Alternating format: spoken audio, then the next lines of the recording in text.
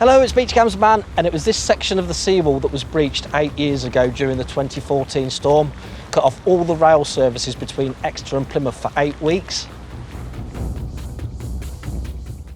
It was a massive challenge for Network Rail, as they had to pull people from all over the country to figure out how to fix one of the most significant UK railway breaches in modern times.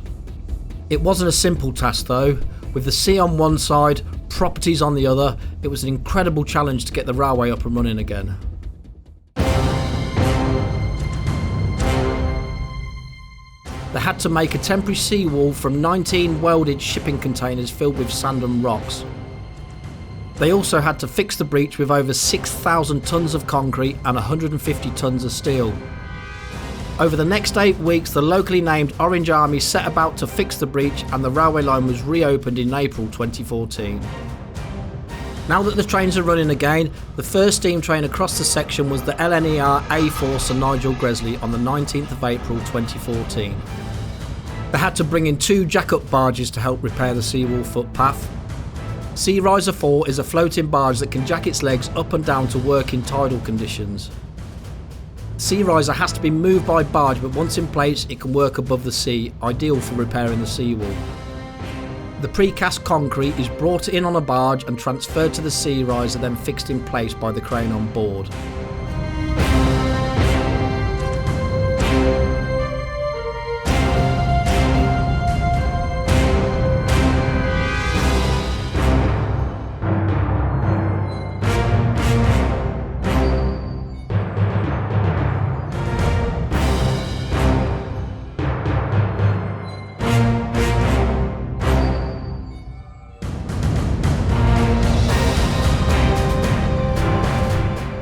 If the seas get too rough, the Sea Riser can just jack itself out the way of the waves and drop back down again when it's safe to do so.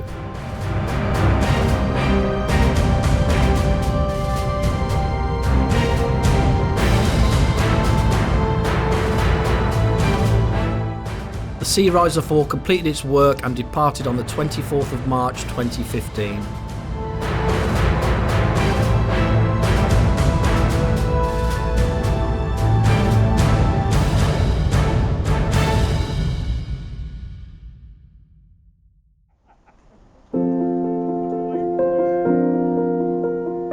On the 14th of August, a team of engineers walked up to our San Remo cam with a message for the world: Job done, part 2, signifying that the seawall footpath was ready to be opened for the public. Locals queued up further down the seawall in the rain at midday, and on the 14th of August 2015, they were guided across the new seawall section for the first time since the storm 18 months ago.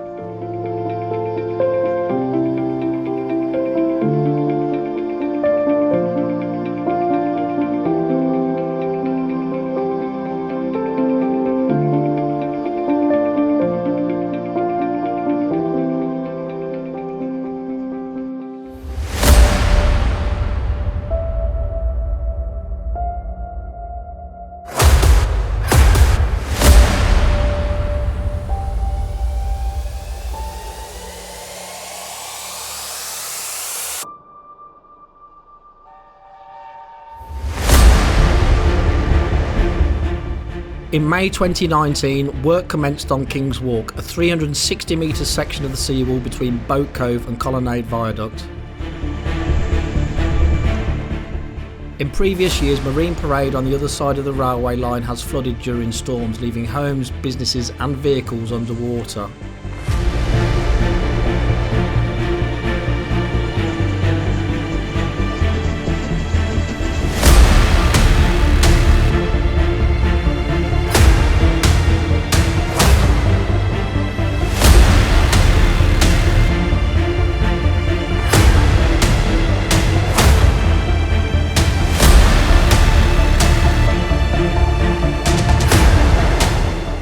Precast sections of concrete were brought on site from the compound on Teignmouth Road.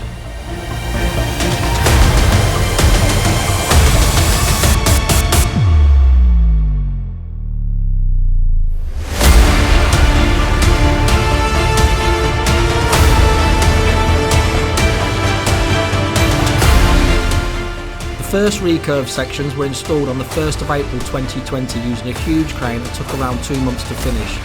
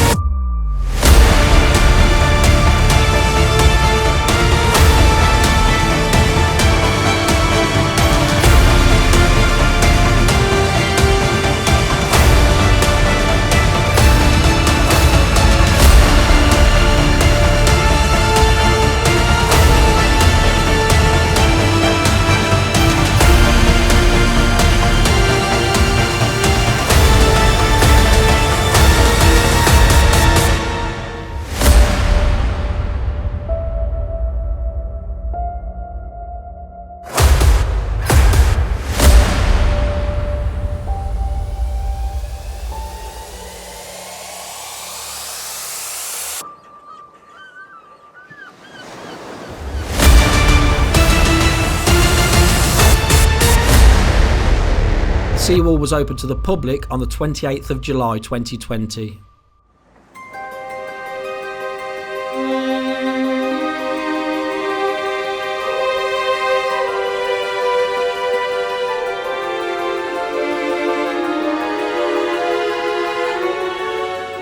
On the 8th of November 2020, the Wave Walker arrived and was an incredible sight to see coming over the horizon.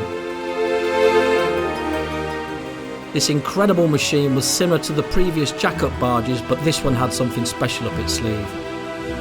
It could walk.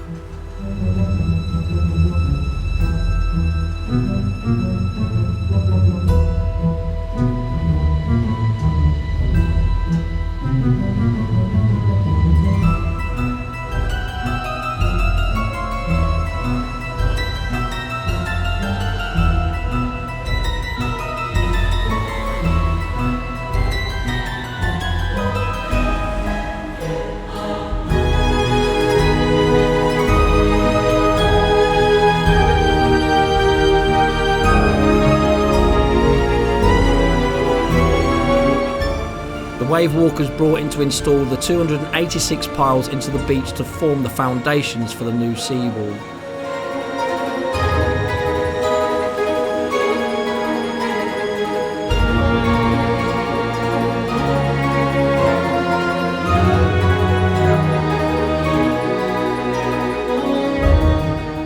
MTS Terramare brought in shipping containers from Teignmouth that were used to create a makeshift refuge for the machinery to keep it away from the sea at high tide.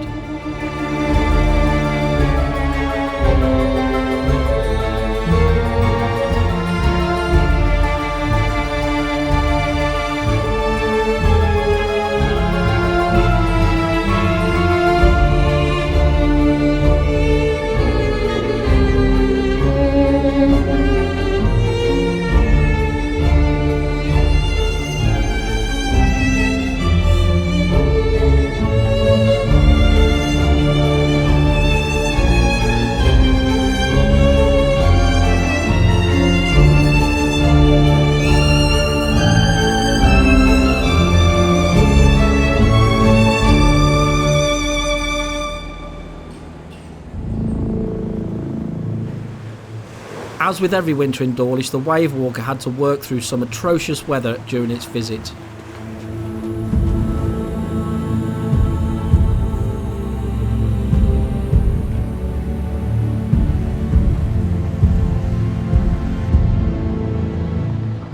Sometimes with high wind at high tide, the waves can head up the brook towards the town.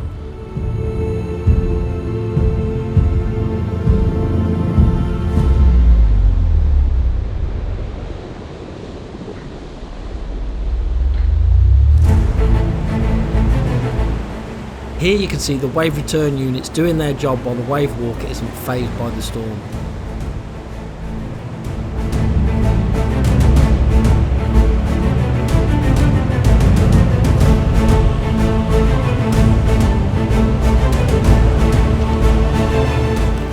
This was the first proper test by Mother Nature since Phase 1 was completed.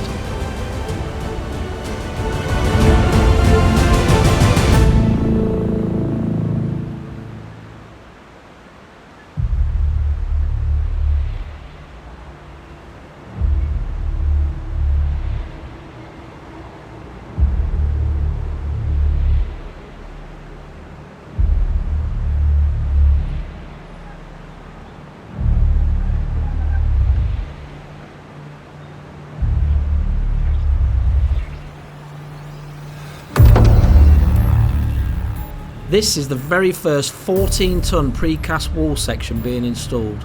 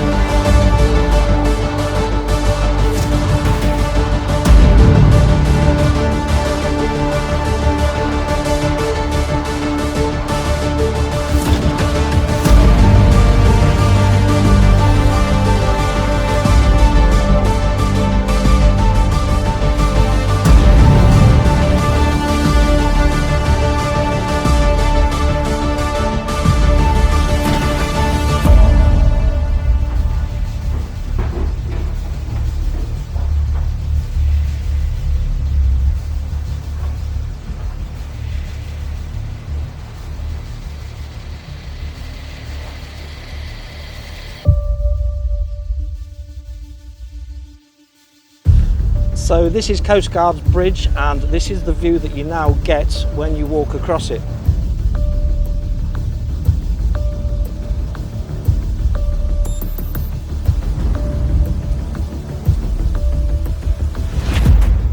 I really love the fact that they have reused some of Brunel's original wall for seating areas.